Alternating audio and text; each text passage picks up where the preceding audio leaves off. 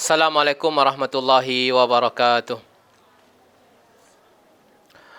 Alhamdulillahirabbil alamin wa usalli wa usallim ala nabiyyina Muhammadin wa ala alihi wa ashabihi wa man tabi'ahum bi ihsanin ila yaumiddin amma ba'du. Para hadirat yang dirahmati oleh Allah Subhanahu wa taala. Kali ini suara Ustaz Elfi-nya beda ya. Ya beda suara Ustaz Elfi-nya.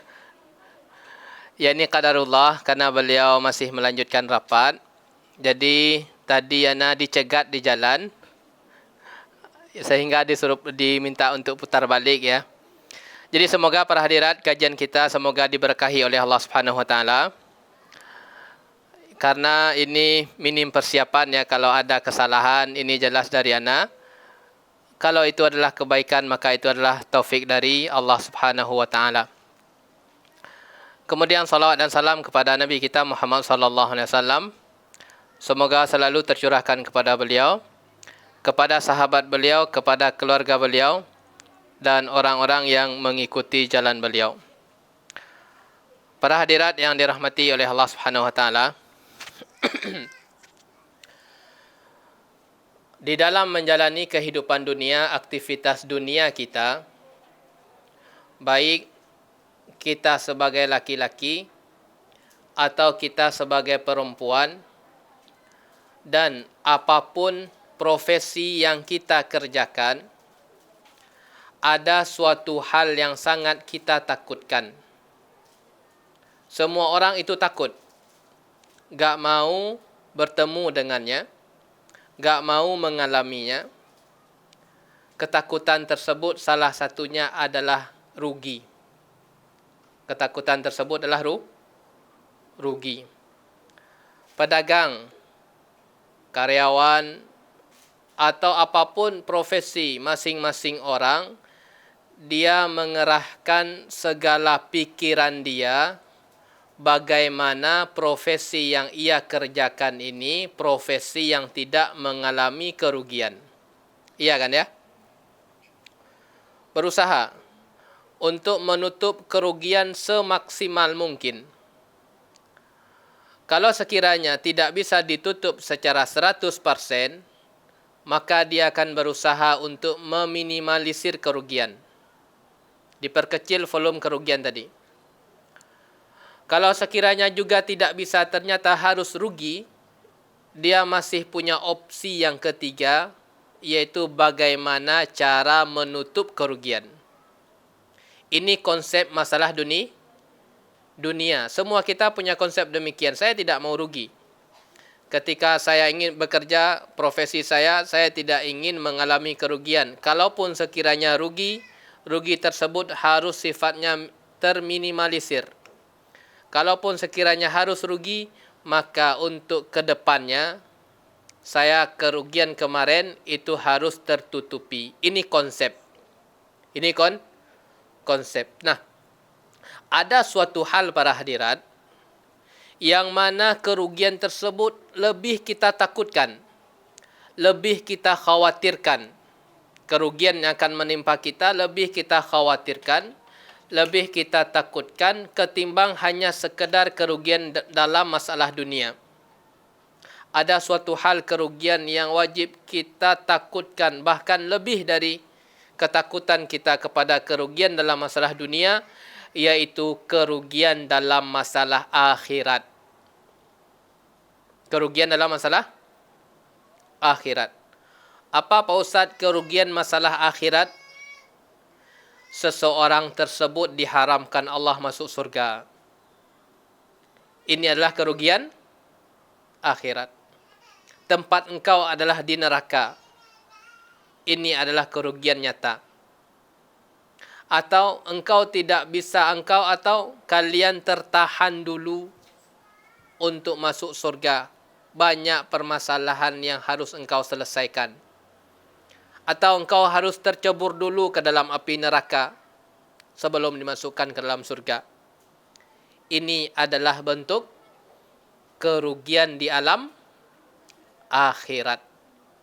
Orang sekarang para hadirat itu mengeluarkan tenaga dia, mengeluarkan waktu dia dalam rangka menghindari kemungkinan kerugian dalam masalah dunia. Akan tetapi ada suatu hal yang mencekam lagi masalah kerugian akhirat.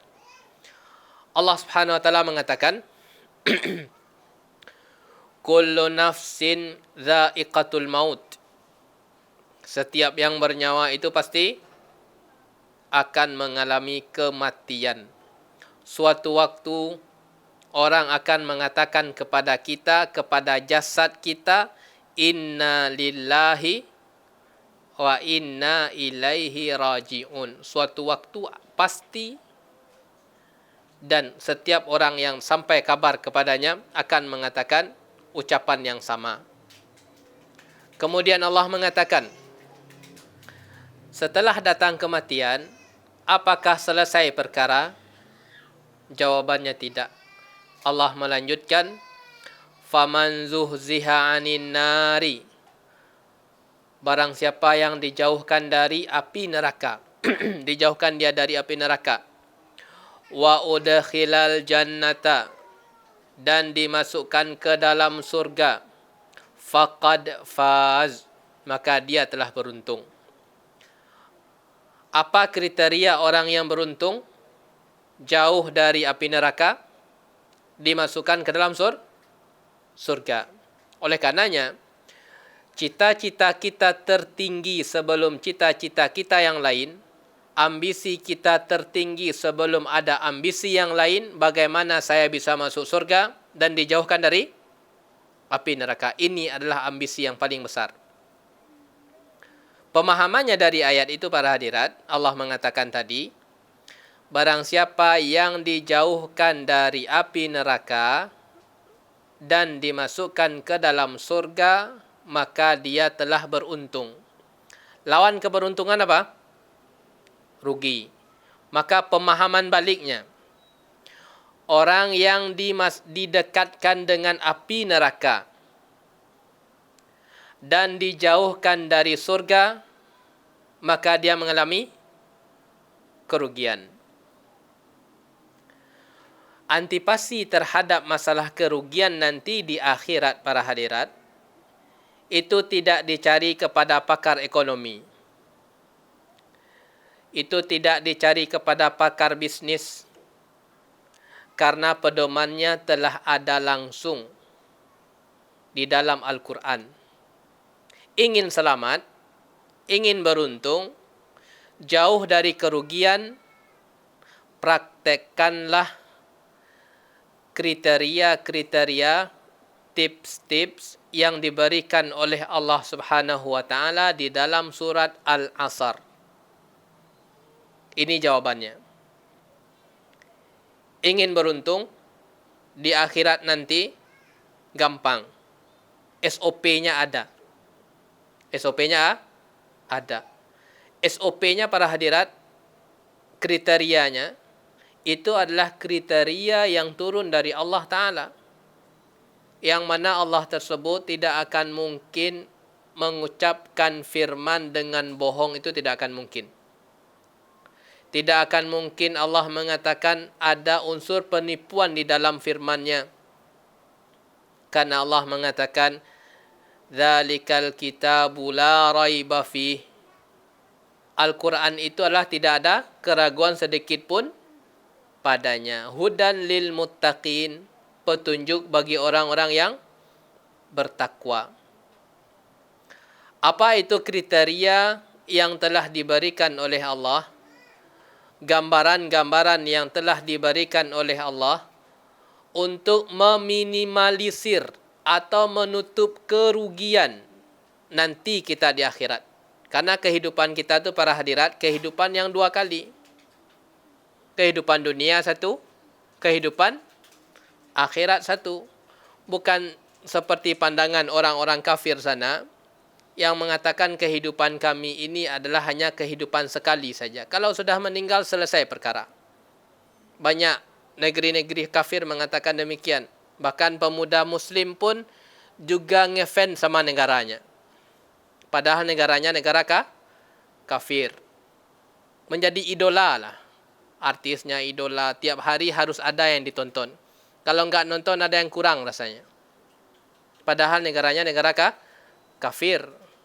Yang punya anggapan kehidupan di dunia ini, kehidupan itu hanya sekali di dunia. Jadi mereka hidup bebas. Kalau bunuh diri ya enggak masalah sama mereka. Karena kehidupan hanya kehidupan di dunia saja. Akan tetapi seorang Muslim yakin dia kehidupan tersebut adalah ada kehidupan setelah kematian. Allah mengatakan di dalam surat Al-Asri, wal asri, demi masa, innal insana lafi khusrin, sesungguhnya manusia tersebut berada di dalam kerugian. Semua manusia divonis dalam kerugian, berada di dalam kerugian.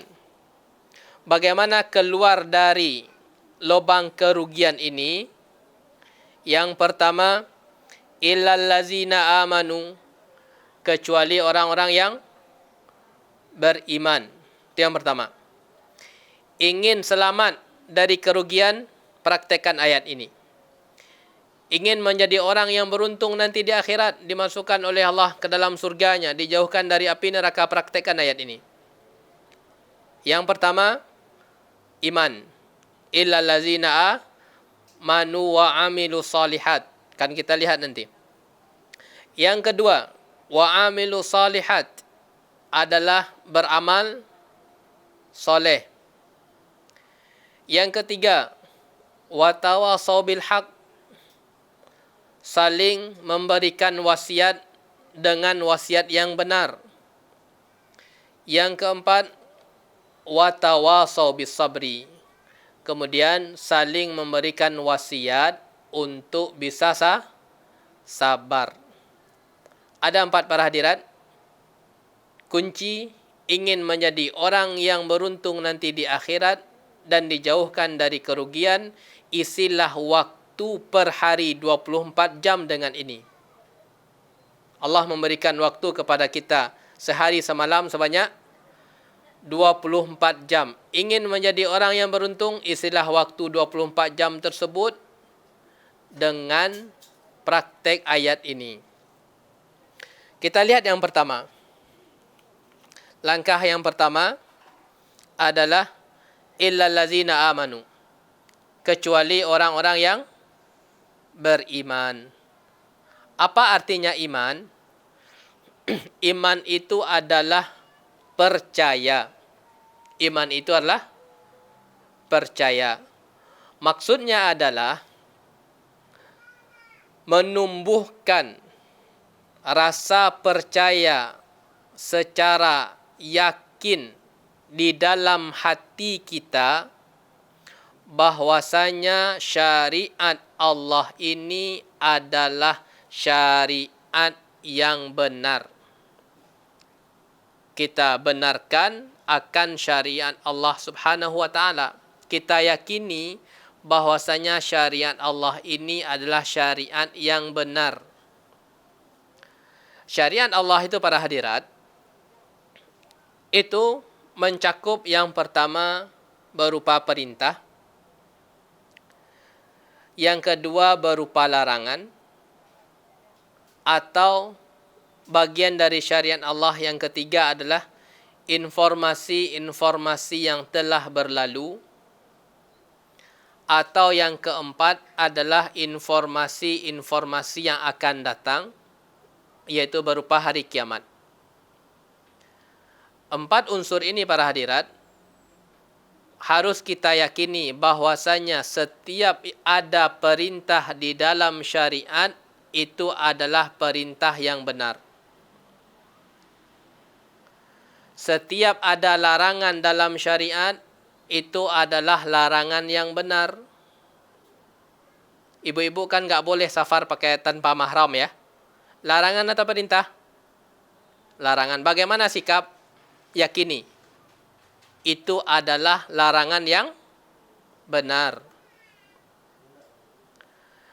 Ibu-ibu kan nggak diperbolehkan ya, ini pelajaran kita kemarin. Ibu-ibu kan nggak diperbolehkan ya untuk menggunakan wewangian yang bisa dicium oleh laki-laki. Larangan atau perintah? Larangan. Bagaimana sikap kita agar menjadi orang yang selamat? Imani. Imani. Ibu-ibu kan diperintahkan untuk berhijab ketika keluar rumah. Perintah atau larangan? Perintah. Bagaimana sikap kita sebagai seorang muslimah? Diimani. Ada perintah untuk menetap di dalam rumah. Pembahasan yang lalu, kecuali ada kebutuhan. Bagaimana sikap kita seorang muslimah? Diimani. Ini para hadirat, keimanan kita terhadap syariat itu adalah kunci dasar untuk selamat dari kerugian. Kunci dasar selamat dari kerugian dan kunci dasar untuk menggapai keberuntungan adalah imani syariat Allah itu syariat yang benar. Baik itu berupa perintah maupun berupa larangan. Bagian syariat yang perlu juga kita imani itu adalah informasi-informasi yang akan terjadi. Seperti informasi-informasi akan terjadinya hari kiamat itu diimani. Bahwasanya kalau sekiranya saya meninggal dunia, saya akan ditanya oleh para malaikat. Ketika saya akan telah berada di padang mahsyar nanti, saya akan ditanya oleh Allah. Saya akan ditanya sampai tuntas. Kita tu akan ditanya secara tuntas. Sehingganya Ummul Mukminin pernah mengatakan, "Ya Rasulullah, bukankah hisab seorang muslim itu ringan?" Rasulullah mengatakan, iya, hisab seorang muslim itu ringan. Itu hanya dalam masalah memperlihatkan buku catatan. Kalau seorang engkau melakukan ini ketika hidup di dunia, iya. Engkau melakukan ini ketika hidup di dunia, iya. Itu hanya pengakuan. Yang lebih parah adalah kenapa engkau melakukan ini. Ketika kita telah ditanya secara detail, Nabi kita menginformasikan seseorang besok pada hari kiamat, man nuqisha ahadun illa halak. Tidaklah seseorang tersebut ditanya sedetail-detailnya kecuali dia akan mengalami kebinasaan. Engkau sudah tahu gibah. Kenapa gibah? Apa alasannya? Bagaimana kita jawabnya? Engkau ini sudah tahu haram. Berkata kasar kepada suami atau kepada yang lain itu enggak boleh. Kenapa berkata kasar? Oleh karenanya para hadirat, untuk menyelamatkan kita dari pertanyaan-pertanyaan demikian, itu amalan kita tersebut harus kita bangun di atas syariat Allah Ta'ala. Tapi para hadirat yang dirahmati oleh Allah Subhanahu Wa Ta'ala, itu yang pertama ya. Kiat untuk selamat adalah yakini syariat Allah tersebut syariat yang benar. Termasuk poligami, Ustaz, termasuk poligami. Itu adalah syariat Allah Subhanahu Wa Ta'ala. Taib. Tak boleh dicela ya. Karena itulah syariat Allah Ta'ala. Dan masih banyak syariat Allah yang lain. Yang kedua, agar menjadi orang yang tidak merugi, Allah mengatakan wa amilus salihat, yaitu mengerjakan amal-amal soleh. Tapi para hadirat yang dirahmati oleh Allah Ta'ala, apa itu amal soleh? Amal soleh tersebut adalah para ulama mengatakan setiap yang dicintai dan diridhoi oleh Allah Subhanahu Wa Ta'ala. Itu namanya amal soleh. Setiap perbuatan atau perkataan yang dicintai oleh Allah, maka itu namanya amal soleh. Amal soleh ini para hadirat, itu sangat banyak cabangnya. Tapi bisa kita simpulkan, amal soleh kan setiap perbuatan, setiap ucapan, setiap perbuatan itu semua dicintai oleh Allah itu kan banyak itu. Maka bisa kita kumpulkan agar kita tidak tertipu dalam mengerjakan amal soleh. Yang pertama adalah tuntaskan dahulu amal soleh yang sifatnya wajib. Tuntaskan dahulu amal soleh yang sifatnya wajib. Kan amal soleh itu kan nanti ada yang sifatnya sunnah nanti itu. Nah, yang pertama sekali adalah hal-hal yang itu Allah wajibkan kepada kita, baik itu hubungannya dengan Allah Ta'ala, atau wajib yang diikat hubungannya dengan manusia, maka itu tunaikan terlebih dahulu sebelum mengerjakan hal-hal yang sunnah. Ini konsep pertama ya dalam memahami amal soleh. Karena Nabi kita mengatakan sallallahu alaihi wasallam, la yazalu abdi,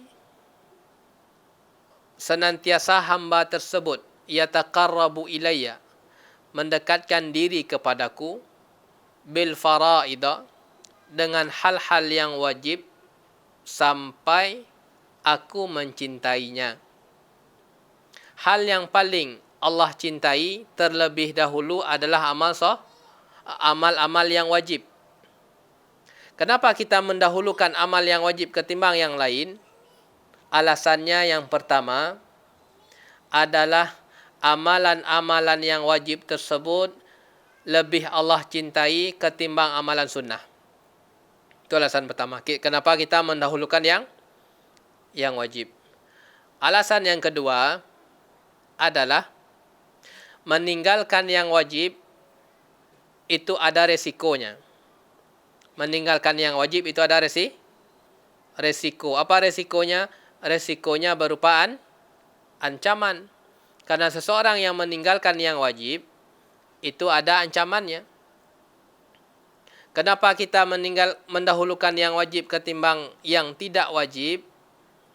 Karena yang wajib tersebut kedudukannya lebih tinggi ketimbang yang tidak wajib. Contoh.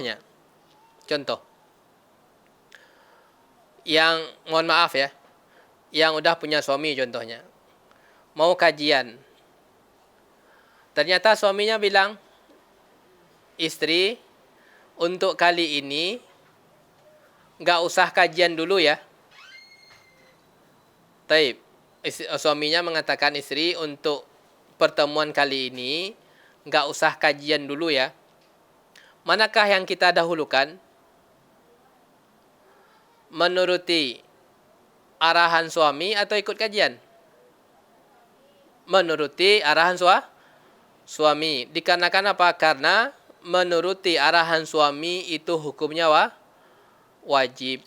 Dan sedangkan hadir di majelis ilmu ini hukumnya sunnah. Perhatikan berhadirat, kita dalam masalah rumah tangga kebanyakan ya. Perhatian kita terhadap anak pun juga demikian. Kita punya jadwal belajar online, contoh. Kalau sekiranya kita belajar online, itu terbengkalai suatu hal yang wajib, anak kita entah di mana, bagaimana makannya, kita nggak tahu, kita sibuk dengan online kita, maka kita melakukan suatu perbuatan yang tertipu. Karena ada sesuatu yang wajib di hadapan mata kita, kita abaikan, dan kita kejar yang sifatnya sunnah. Ini butuh pemahaman ya, dalam menilai hal-hal yang wajib dan menilai hal-hal yang sunnah. Ibu-ibu tu akan banyak berhadapan nanti. Maka kalau sekiranya ibu-ibu dihadapkan dua hal, antara wajib dan sunnah, maka dahulukanlah yang wajib tadi dengan alasan yang kita sebutkan. Yang wajib lebih Allah cintai. Meninggalkan yang wajib itu ada resikonya. Alasan ketiga, kedudukan wajib lebih tinggi ketimbang amalan-amalan yang lain. Ini konsep pertama ya. Konsep pertama, amal soleh adalah tuntaskan dahulu amalan yang wajib sebelum amalan sunnah. Yang kedua para hadirat, hiasilah perbuatan yang wajib tersebut, hiasi perbuatan yang wajib tersebut dengan amalan-amalan sunnah. Hiasi perbuatan yang wajib tersebut dengan amalan-amalan sunnah. Contohnya para hadirat, di dalam bab solat, itu ada namanya solat wajib dan kemudian solat sunnah. Ketika ibu-ibu telah mengerjakan solat wajib, usahakanlah untuk menghiasi solat ibu tersebut dengan ibadah solat sunnah. Baik itu rawatib, baik itu sebelum ataupun sesudah, minimal 2 rakaat, Bu. Minimal 2 rakaat.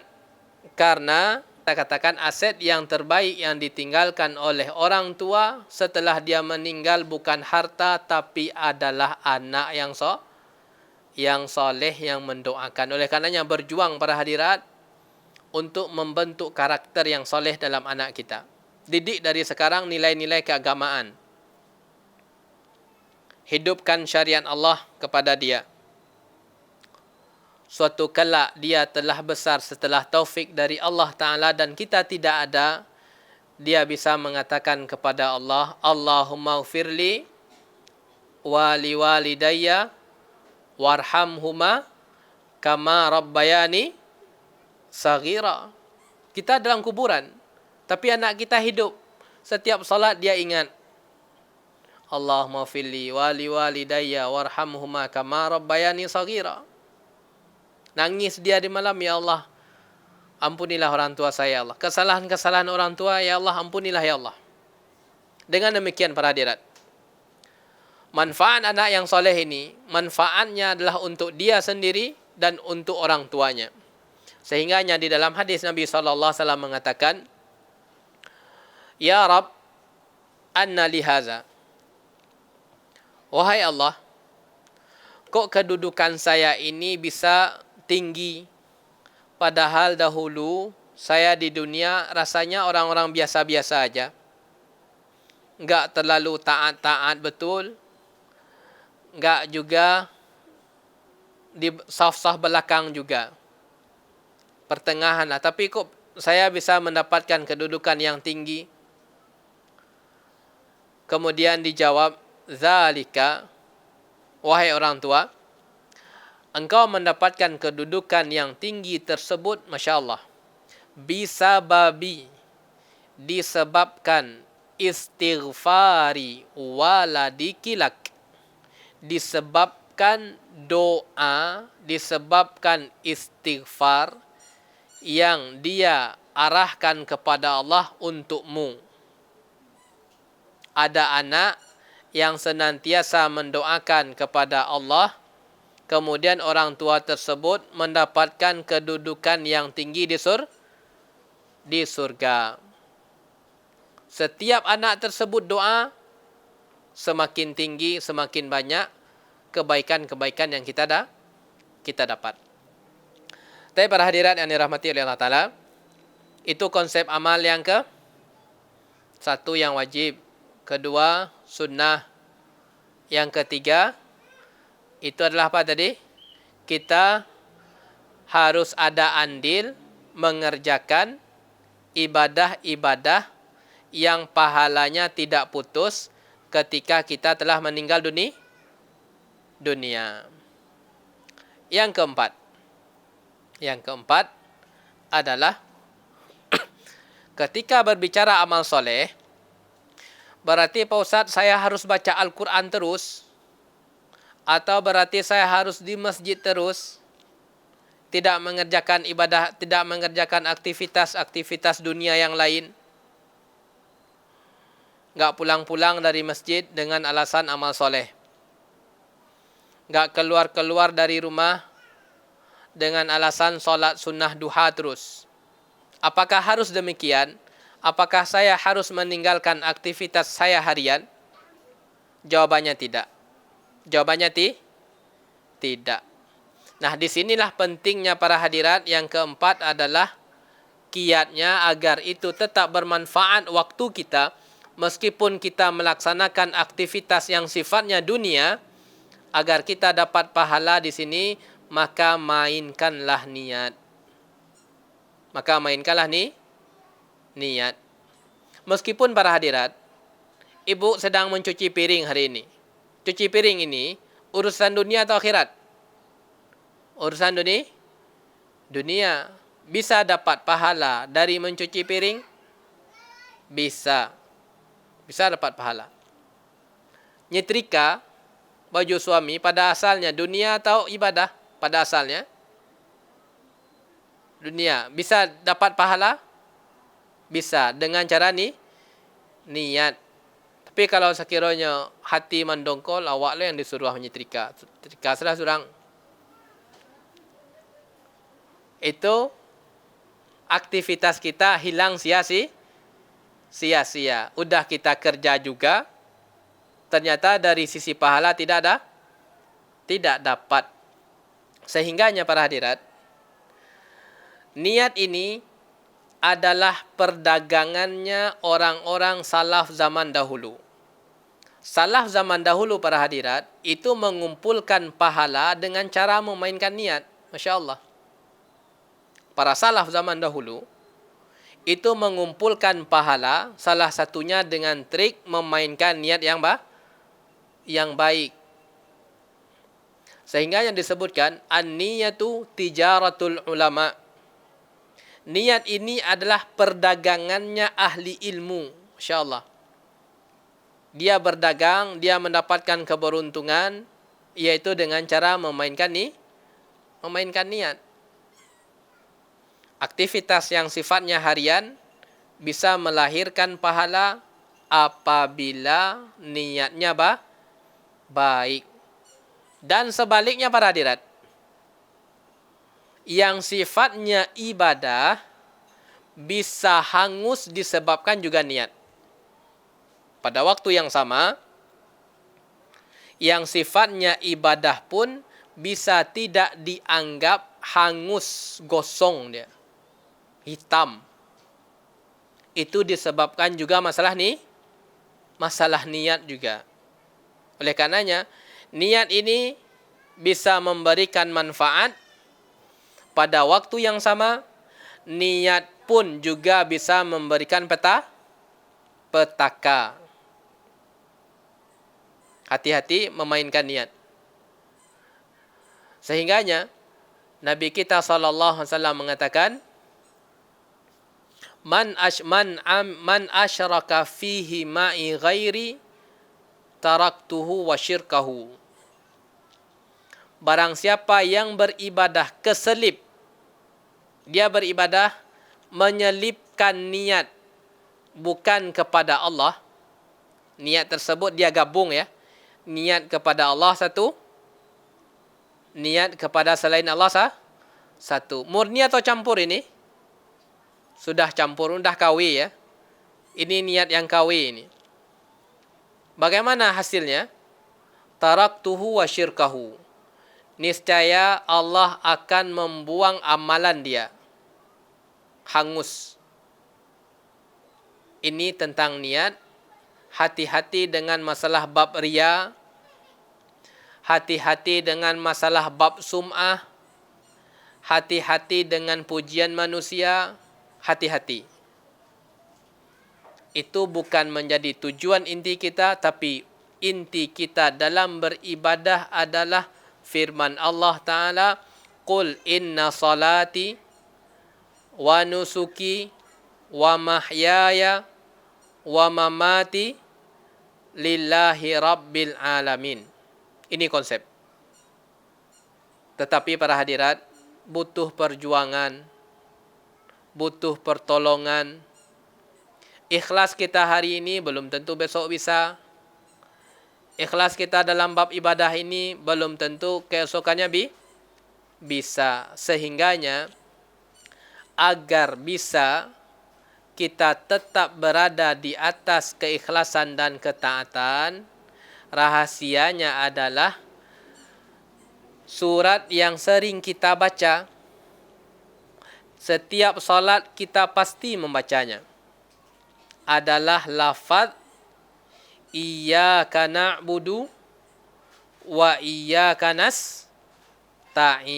Minta pertolongan kepada Allah Ta'ala agar Allah memberikan karunia kepada kita, karunia keikhlasan. Minta kepada Allah Ta'ala agar Allah memudahkan hati kita, memudahkan ucapan kita untuk meniatkan hal-hal yang baik terhadap segala macam aktivitas kita.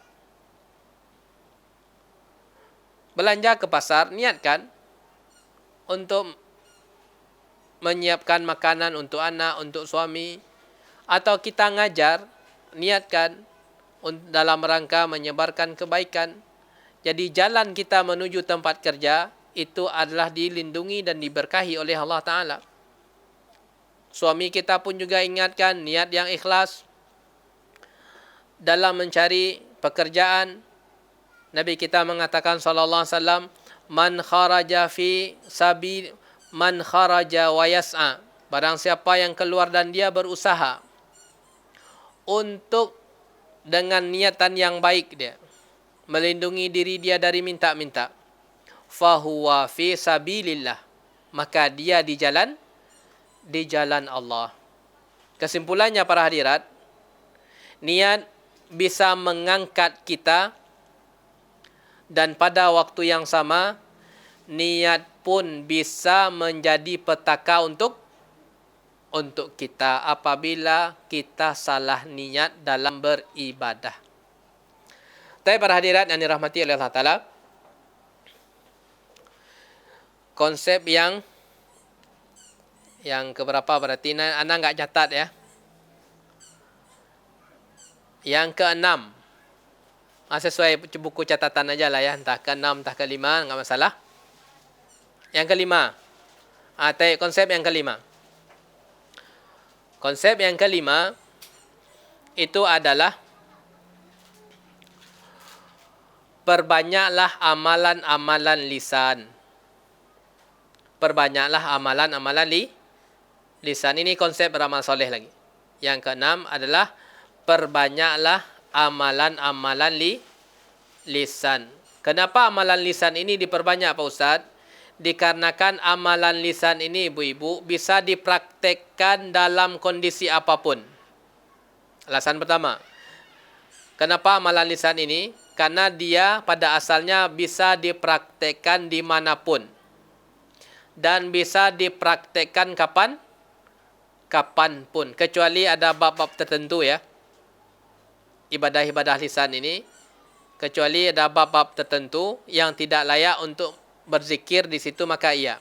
Tapi secara konsep asalnya Bu, amalan lisan ini bisa dipraktekkan di setiap waktu, bisa dipraktekkan di setiap tempat. Ibu-ibu nanti kan pulang ya. Pulang. Ketika ibu di atas motor, bisa untuk mengatakan subhanallah? Bisa. Bisa untuk mengatakan masya Allah? Bisa. Bisa untuk mengatakan astaghfirullah? Bisa. Bisa untuk mengatakan la ilaha illallah wahdahu la syarikalah lahul mulku wa lahul hamdu wa huwa ala kulli syai'in qadir? Bisa? Bisa. Terganggu? Enggak terganggu. Motor jalan, ibadah lisan pun juga jalan. Ketika ibu mau starter motor, bisa berzikir di situ? Bisa. Ucapkan bismillah. Dapat pahala. Masya Allah. Sampai di rumah, ucapkan salam. Semua aktivitas ibadah lisan itu bisa diucapkan di setiap tempat dan waktu. Sehingganya di antara zikir yang hendaknya ibu perbanyak adalah ucapan astaghfirullah atau Allahumma gfirli, ucapan istighfar. Karena Nabi kita SAW mengatakan, tuba liman wajada fi sahifatihi istighfaran katsira. Beruntunglah orang-orang yang mendapatkan catatan buku dia itu isinya adalah istighfar yang banyak. Ibu akan diperlihatkan catatan nanti. Semua kita. Fulan istighfar.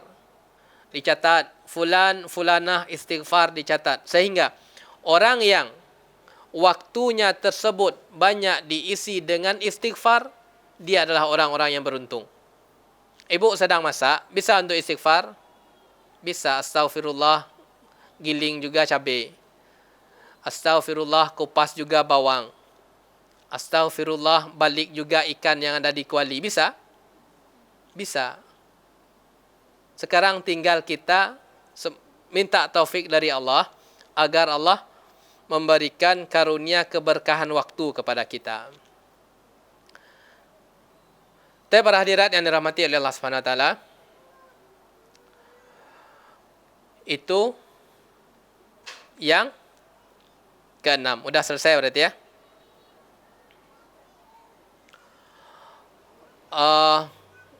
Kemudian lanjutan ayatnya. Lanjutan ayat.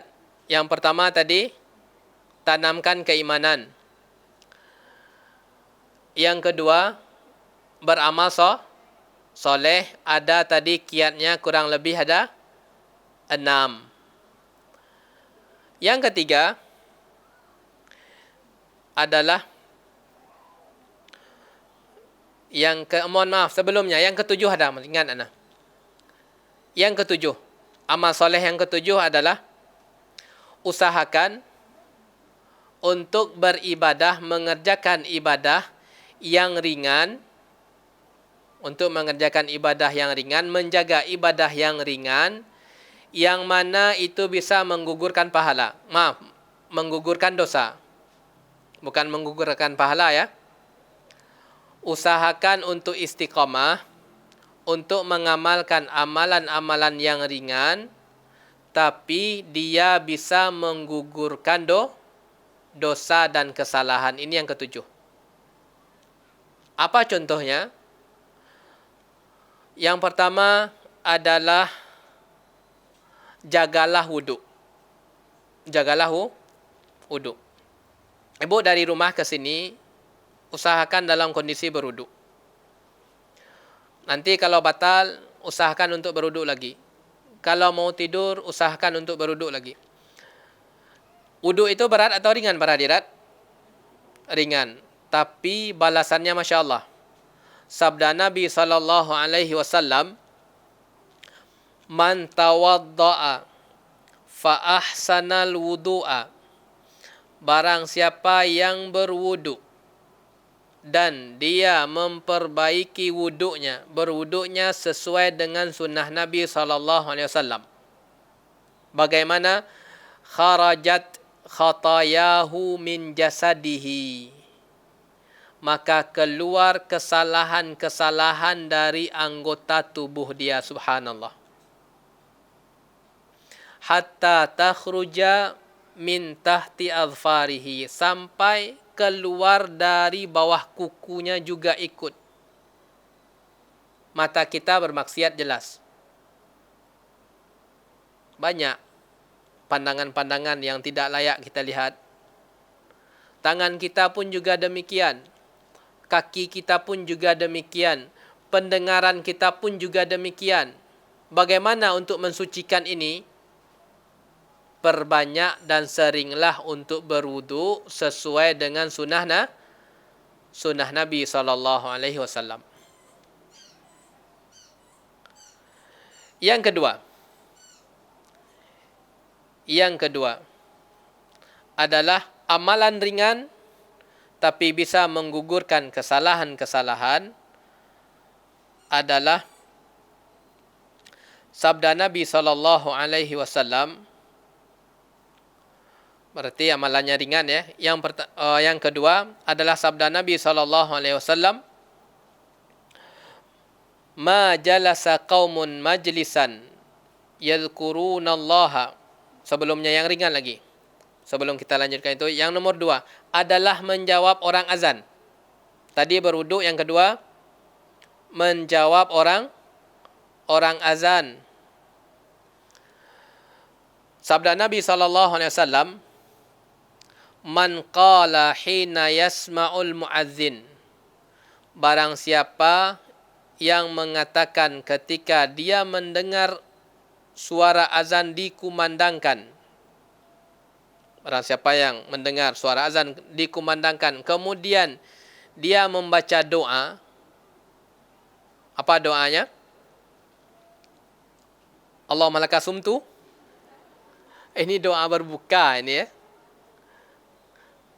Bukan Allahumma laka sumtu. Ibu hafal insyaAllah ya. Nah, ini ibu praktekkan ya. Ibu praktekkan bagaimana caranya. Caranya ibu di rumah kan ya. Ibu di rumah sebelum solat wajib itu dengar azan dulu dan jawab dulu. Usahakan untuk kalau bisa dengar ibu duduk di rumah. Contohnya untuk maghrib atau isya kalau kedengaran azan ya, atau subuh atau asar atau zuhur, ibu dengar dulu. Kemudian setelah ibu dengar, jawab seperti yang diucapkan oleh orang muazzin. Kemudian setelah selesai itu adalah ibu mengucapkan doa tersebut. Doa setelah azan ya. Kemudian ibu mengatakan asyhadu an la ilaha illallah wahdahu la syarikalah. Asyhadu an la ilaha illallah wahdahu la syarikalah. Wa anna Muhammadan abduhu wa rasuluh. Raditu billahi rabba wa bi Muhammadin rasula wa bil islami dina. Itu ibu baca. Bagaimana balasannya? Ghufira lahu zanbuhu, maka dosa-dosanya diampuni. Dosa-dosanya diampuni. Usahakan untuk menjawab azan dan doa setelah itu. Kemudian ibu silakan untuk solat sunnah atau solat wajib. Tapi para hadirat yang dirahmati oleh Allah Subhanahu wa taala,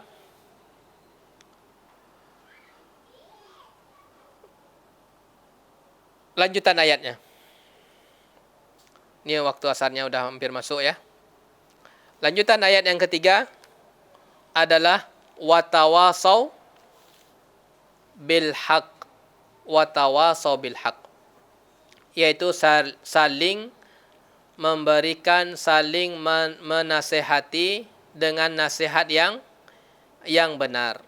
Para hadirat, kebenaran tersebut adalah sesuatu yang kita junjung tinggi. Kebenaran tersebut adalah jalan yang bisa menghantarkan kita kepada surga Allah Ta'ala. Dan kebenaran tersebut itu bisa tidak tersampaikan kepada orang lain. Saya sebagai pembicara, masih banyak kebenaran yang belum saya ketahui. Dan bisa jadi ibu-ibu pun juga demikian. Masih banyak kebenaran yang belum sampai ke telinga kita, sangat banyak ilmu ini. Nah, dengan demikian, agar kebenaran ini bisa tersampaikan, maka orang yang mengetahui kebenaran, sampaikanlah kepada yang lain. Yang menjadi prioritas kita untuk mendapatkan kebenaran sebelum orang lain adalah keluarga kita sendiri. Ketika ibu menasihati anak ibu dengan kebaikan, ibu telah menyelamatkan diri ibu dari persentase kerugian. Ada anak kita melakukan kesalahan, nasihati. Ketika kita menasihati, kita sedang berada di jalan untuk menjadi orang-orang yang beruntung. Sampaikan kebenaran. Tidak masalah ibu post dengan pos yang baik, ada nilai-nilai kebenarannya, tapi niatkan di situ apa? Niatkan di situ mencari menyampaikan kebenaran dan mendapat ridho Allah Subhanahu wa taala. Yang terakhir adalah firman Allah Subhanahu wa taala, wa tawasau bis sabri, yaitu senantiasa saling menasihati untuk tetap istiqamah dan sabar. Ini penting. Ketaatan itu para hadirat bisa kita wujudkan dengan sabar. Ibu, berapa lamanya duduk hari ini di sini? Ada 1 jam ya. Kenapa bisa? Karena ibu sabar sampai kita tutup. Wassalamualaikum. Iya, kenapa ibu bisa bertahan di sini? Karena apa? Karena sabar. Nah, ketaatan itu ibu bisa terwujud ketaatan apabila dibangun dengan sabar. Ibu bisa membaca 50 ayat, ibu bisa membaca 10 ayat tuntas. Kenapa? Karena sabarnya sampai 10 ayat. Ibu bisa membaca 3 ayat. Kenapa? Karena sabarnya sampai 3 ayat. Kalau udah 4 ayat, udah nggak sabaran buka HP contohnya. Bukan, ini hanya bahwasanya gambaran adalah ketaatan tersebut bisa terwujud apabila didasari dengan sabar. Ini konsep. Dan semoga ibu dijadikan orang-orang yang sabar sehingga bisa kita selesaikan kajian kita. Tapi para hadirat yang dirahmati oleh Allah Subhanahu wa taala, ini konsep amal ya. Yang terakhir, watawasau bis sabri. Rahasianya, ketaatan itu bisa terwujud apabila ada sabarnya. Tapi para hadirat yang dirahmati oleh Allah Subhanahu wa taala, demikian kajian yang bisa ana sampaikan, cuma 1 sesi karena udah kehabisan bekal, enggak ada. Semoga bermanfaat kajian kita, semoga bermanfaat, semoga dimasukkan ke dalam buku catatan kebaikan kita. Surat Al-Asr ini para hadirat, ini adalah tolak ukur kerugian atau keberuntungan kita. Kalau ada kata-kata yang salah, kami mohon maaf. Kita cukupkan dengan doa kafaratul majlis. Subhanakallah bihamdika, asyhadu an la ilaha illa anta, astaghfiruka wa atubu ilaika. Wassalamualaikum warahmatullahi wabarakatuh. Sana, ni belanja. Ya di lapak seru saja.